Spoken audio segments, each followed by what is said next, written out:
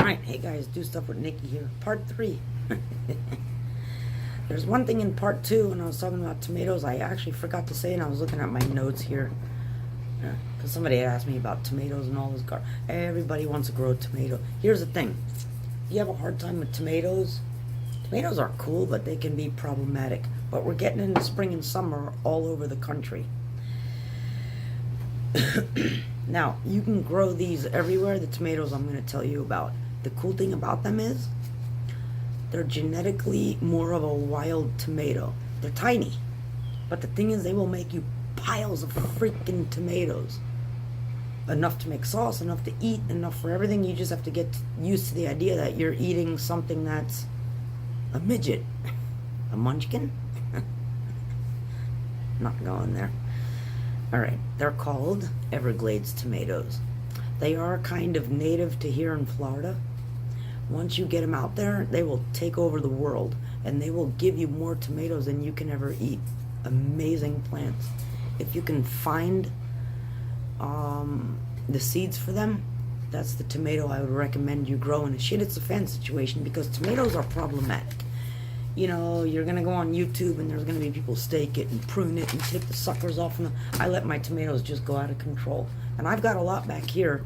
In fact, I just had the iguanas eat all the tomatoes off 2 of the bushes the other day. I'm still trying to catch those bastards. But the Everglades ones are cool. If you just plant them and just leave them alone, they'll just start taking over one whole area and make you literally an ass load of tomatoes. It's a great shit. Hits the fan crop. Really is. Because, like I'm a big advocate of it, if you grow stuff that's a little bit more natural and just let it go, it'll give you more food. Absolutely. Don't overthink it, is my biggest piece of advice. Because, I'll do a walk around pretty soon. It's a complete and total mess here. I'll pick up the phone. There's my patio. It's like a bomb hit it.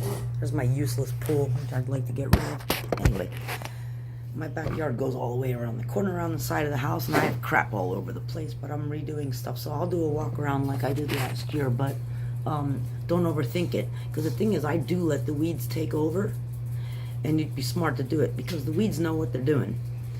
And if you observe your property, if you have a little bit of property, this doesn't go for people in apartments, obviously, and smaller properties, but even if you have a little bit of land, observe where the weeds come up, which ones do, and how much they grow, because they're there for a reason. And most of them are useful, by the way. So stop killing them. Now, apartments and small space living. I brought my bags out here to show you guys, because I've been holed up in the garage. That's where I've got tables set up, where I start my seedlings and what have you. And also because I get up so early in the morning, because even lately, literally I can't sleep. I wake up sometimes at 3 in the morning. And I don't want to be, you know, all over the house because I have windows everywhere. And so I just kind of lock myself in the garage. But I play with my plants that early in the morning. So I've been saving all my containers and stuff. I've always done that. Even at a time when pre-SHTF you didn't have to do that. Only because I kind of make use of what I have. So for you people that are kind of stuck, like I don't have any room, I can't grow, there's no excuse, you actually can. Well, I have a dog and a cat. And what I do is I save their fruit cans. I'll take it out. These have a few uses. I have different sizes too. You know, little ones, big ones. But I do cook for my animals, actually. But for SHTF, I stocked up on animal food. So anyway, cans, right? You can use this to sprout seedlings. But what I do is the most important thing when you're doing your little seedlings and all that, you know, when it gets to the point you're like, oh my gosh, I want to transplant it. So you got to shake the poor little thing out. I don't do that. I cut the bottom off too with my can opener. So it's completely open, and then I usually recycle like a plastic tray, whatever. I line them all up, what I grew, and dirt's in there, you know, and then the thing grows. And especially for stuff like corn that actually despises transplanting, All you kind of have to do is when you pick it up is just gently push it through after you've made your hole in the ground, and it goes in there. You haven't really disturbed it all that much. So it's a big help. And not only that, when you're done using that, or if you haven't at all, it's a great cover when it's open on both ends for seedlings that are, that big, and you're trying to fight off pests or slugs, or we have a lot of slugs in Florida, or whatever's trying to eat your shit. You take it and you got your little seedling and you put it over the top, and the seedling's in there. So he's outside, you've transplanted him, you got a little protection until he gets big enough over the top of the can. You just take it off. Didn't cost you anything, and you can take it out and use it again. If you don't have that, I'm sure a lot of you have a lot of this. Paper. When I run low on stuff, or I'm using stuff that I know will sprout fast and I can get it in the ground afterwards, you can go in your garage, your kitchen, wherever you're at, put this on a tray and sprout a bunch on your countertop, and then you've got recyclable paper pots made out of paper, regular paper. I use crap paper. Again, don't overthink it. It's like, oh, newspaper has all this ink in it and blah blah. Whatever. It doesn't matter. The worms will eat it. They're happy.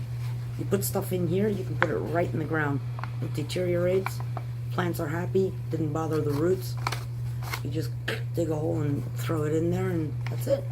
Easy. They're easy to make. I'll take this one apart and show you. With a regular... maybe that wasn't. That one's dumb. Alright, 1 second. Rewind. Alright. This was just a regular piece of paper here. Right, so what I do is I folded it over. And then you just roll it. I have like a bottle thing. I roll it around. I'm gonna show you that next. Roll it around. And then because you have like a little jar in here, a little mason jar or whatever. And then because it's in there and it's stiff, then you just fold the ends down, like basically like that. Pretend my hand is a mason jar or whatever size you want to do. And then there you go. You got your little instant pot. And it's just fine. Put it in a tray, fill it up with dirt, water it, do whatever you got to do. If you have a quick sprouting crop, by the time it pulls up and the paper is deteriorating, it's ready to go in the ground anyway, so it doesn't even matter. My next one is, a lot of us have been stockpiling water, and especially down here in Florida, the gallons ran out and everybody was limited, so all you could get was like cases of the small bottles. That's what I turned them into. That's a cucumber lemon. It's got to go in the ground. It's way too big already at this point, but I wanted to show you. These things are cool. I should have gotten an empty one. It's a water bottle. I cut it near the top. If you have rope, I put a hole in the cap. I put a cotton string in there. This is actually hemp. Blow that too. And you put water in the bottom. It's a great way to save water if you don't have enough to water your plants, because I don't use tap water. I only use rainwater. And it was a little, what are you doing, dog? And hasn't been raining a whole lot here in the last few weeks. And so you put water in here, little strings in there, right? Just tie a knot and run it up through. All right, super easy. And then you put it upside down, just a little bit of dirt. It saves resources. And look at the roots. This plant's only 12 days old. That's what I was telling you. And it's a lemon cucumber. They're actually cucumbers, but they're shaped like lemons. They're yellow. They're really cool. Sprout really quick, too. Good shit hits a fan crop. But if you do it this way, you don't have to water. It constantly sucks it up through there, and it gives it just enough moisture until you're ready to stick it in the ground. It's a great way to recycle your shit hits the fan water bottles, right? You can do it with bigger ones and all that stuff. Whatever. Other thing I wanted to tell you is a lot of people... Oh, a few more things. Actually, somebody asked me about this, and I think I said something about it in part 1. I won't show you the front because I have no idea if you're turning. I got this from the pet aisle section. I've been telling people this is a bag of sunflower seeds, right? I have big bags actually in my garage. I just pulled a little one out to show you. Sunflowers. This is a great crop. And yes, the birdseed black oil sunflower, cheap. This was like $2 and something at the store. It will sprout. It will give you food very fast. Take some of these seeds, grab a handful before you go to bed at night, throw them in a jar, cover it with water. When you wake up the next day, get yourself whatever, your container, any usable container, little, doesn't matter what it is. Throw them on there. You can use actually wet paper towels, or you can use soil if you want to use soil. If you want to keep it on your counter, paper towels is fine. Because sunflower seeds, like a lot of other microgreens, sprout really quick. And you'll have yourself fresh greens, highly nutrient dense, within, God, less than a week. I mean, and for cheap. Can't get seeds, super nutritious. And I mean, if you really want to get cool, you know, and you have a little bit of property, throw some outside. It'll make you new sunflowers. The birds, the bees, everybody will come. And you can harvest some sunflowers. These will grow. So you don't have to go all crazy, you know, I gotta get organic sunflower seeds. That bullshit. Black oil sunflower seeds, couple of bucks in the pet. I mean, any supermarket. This is Publix. At my Publix, they're dirt cheap. I can get a humongous bag I got for, I think it was like $6 or $7. Super cheap. And the thing is, you sprout them, you have sunflower microgreens. And there's a ton of these things you can sprout. I'll do a whole microgreen thing if you want, because I sprout them all the time and eat them. So that's that one. And then the other thing is, I wish everybody would grow, because this is a crop right here, and I've got them all on my table. Looks like ginger, right? It's not. I got that too. We'll do that in whatever parts after this. Sunchokes.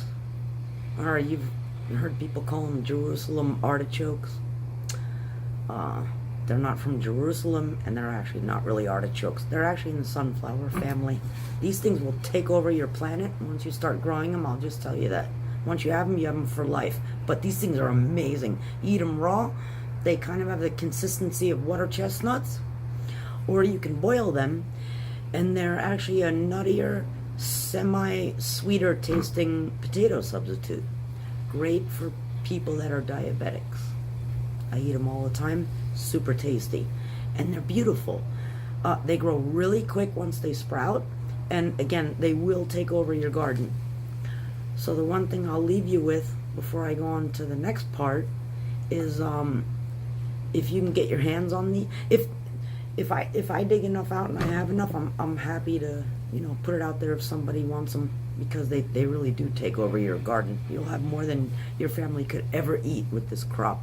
This is, and it grows itself over and over and over again, because you'll always miss tubers. So the problem is you miss it, these things just keep growing and sprouting back up and making more. And they do spread. Like rhizomes, kind of like ginger. And so once you have them, you've got them for life. But I think that's a good problem to have. It's free food for life. And the flowers are gorgeous. The beneficial insects love them, which is great for your garden.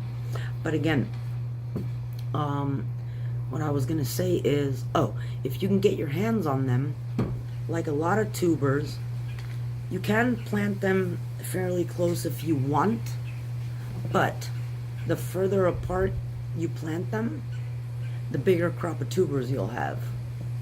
So at first, if you only have like 3 or 4 of these are big. And again, the eye thing, right? This will make a bunch of stalks. The further apart you plant them, the way more tuber. Again, you won't be able to eat them all.